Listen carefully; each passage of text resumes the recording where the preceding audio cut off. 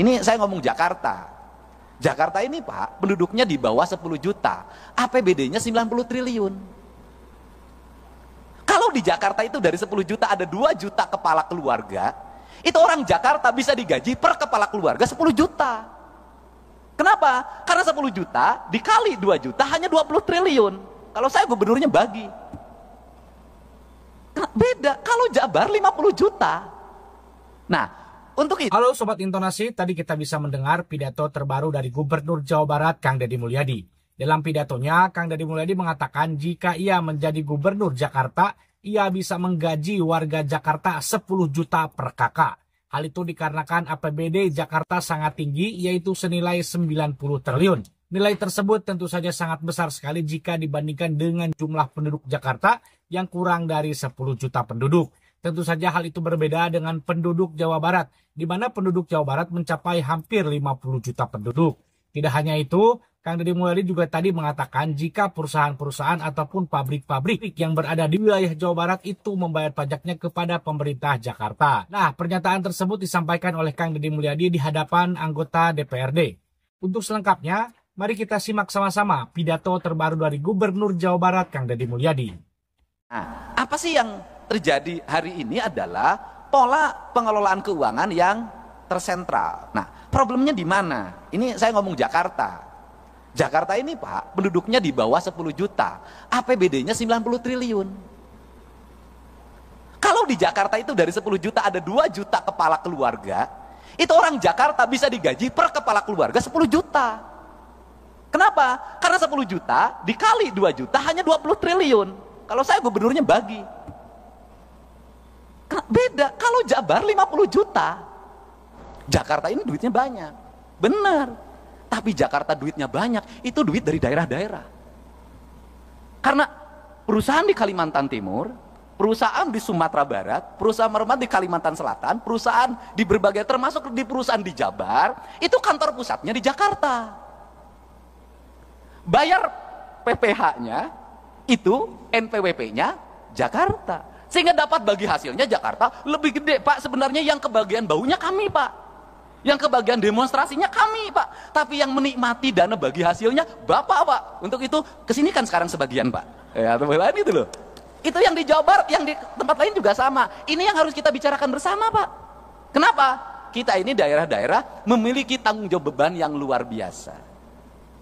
Orang Kalimantan punya uang di keruk. Ya kan?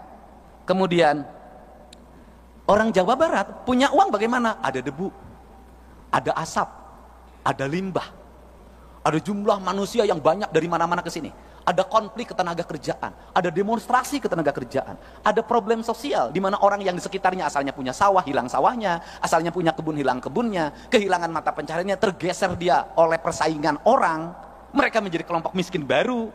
Nah, kemudian infrastrukturnya buruk, sanitasi lingkungannya buruk, pendidikannya sekolah-sekolahnya buruk. Ini yang menjadi PR kita untuk diperbaiki. Nah, kemudian Jakarta dapat duit gampang banget Pak. Hotel berbintang, tidak usah nagih kayak pajak galian C Pak. Dikejar-kejar, dibohongin sebagian, gitu loh Pak. Ada kemudian ada debunya, ada ancaman longsornya. Jakarta mah kagak Pak. Gedung perkantoran 27 lantai, 31 lantai, ber-AC, orang bayarnya sambil tersenyum Pak, tidak sambil marah. Berjejer, tanahnya harganya meningkat sehingga dapat berkah. Makanya Bapak dapat berkah jadi ketua DPRD orang Betawi di Jakarta. Untung tidak jadi ketua DPRD di Jawa Barat Pak. Ketuanya pas rambutnya sampai lepas Pak. Saking pusing Pak. Nah, ini kan yang harus dibicarakan oleh kita, dan saya ingin para anggota DPR dalam pertemuannya ada rekomendasi-rekomendasi kontributif bagi perbaikan bangsa. Bagi upaya membangun keadilan sosial, bagi upaya melakukan kebijakan keadilan fiskal. Karena apa? Karena negeri ini hanya bisa dibangun dengan fiskal yang baik, fiskal yang sehat, fiskal yang terencana, fiskal yang terarah, dan fiskal yang tidak lari ke luar negeri. Fiskalnya harus berputar di sini. Nah, untuk itu, apa sih yang mesti kita lakukan hari ini? Mari kita bersama-sama melakukan telaah terhadap ini semua untuk kepentingan bangsa. Agar apa? Agar ke depan bangsa kita terus mengalami peningkatan sumber daya manusia. Artinya bahwa sumber daya pendidikannya meningkat, sumber daya ekonominya meningkat, kesejahteraan meningkat. Maka saya selalu berfokus pada keadilan fiskal. Keadilan fiskal saya selalu berfokus pada ketika jadi pemimpin, itu saya selalu punya angan-angan dan punya harapan. Bagaimana punya angan harapan itu adalah pembangunan harus diselesaikan dalam waktu cepat. Setelah itu berarah pada investasi. Nggak bisa pembangunan gini-gini terus. Yang tahun ini menjadi proyek tahun ini, yang tahun ini menjadi proyek tahun ini, yang tahun ini menjadi proyek tahun ini. 5 tahun proyek birokrasi itu juga, negara nggak akan maju sampai kapanpun.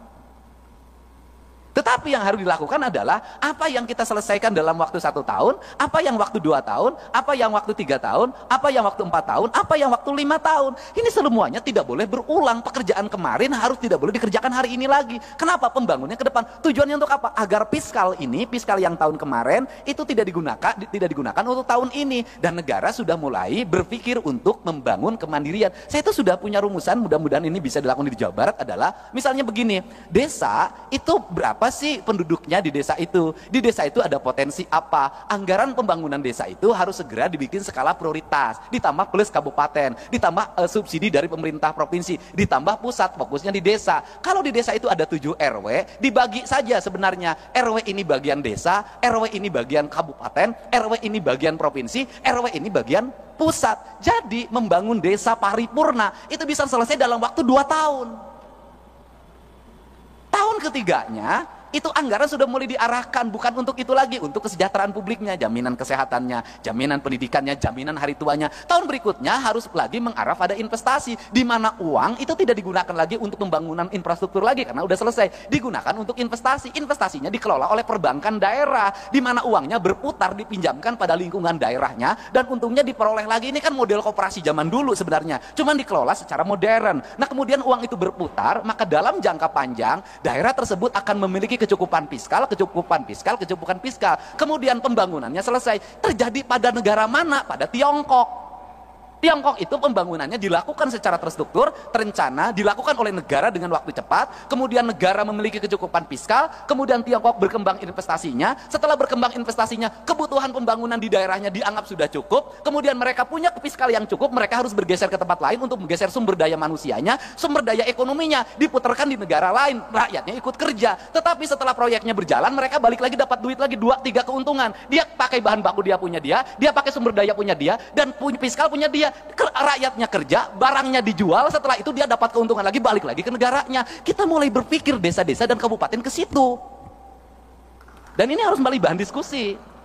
Kenapa? Karena kita punya tugas. Kita ini hari ini adalah pahlawan untuk anak cucu kita ke depan. Nah Sobat Intonasi, itu dia tadi ya pidato dari Gubernur Jawa Barat Kang Deddy Mulyadi. Bagaimana nih menurut sobat semuanya ya mengenai pidato terbaru ini ya? Ini pidato ini tentu saja disampaikan di hadapan anggota DPRD, bahkan Ketua DPRD Jakarta pun turut hadir ya, menyaksikan pidato dari Kang Deddy Mulyadi ini.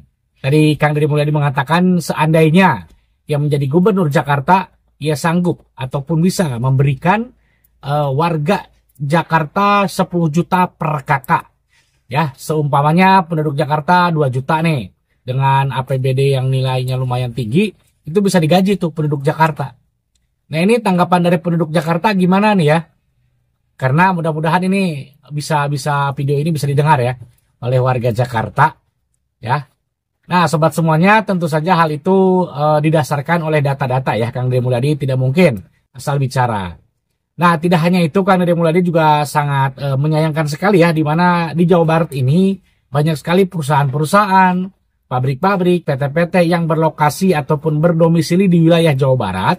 Tetapi untuk pajaknya ataupun NPWP-nya itu berada di Jakarta, sehingga pabrik-pabrik itu membayar pajaknya kepada pemerintah Provinsi Jakarta. Itu tentu saja sangat merugikan sekali dong.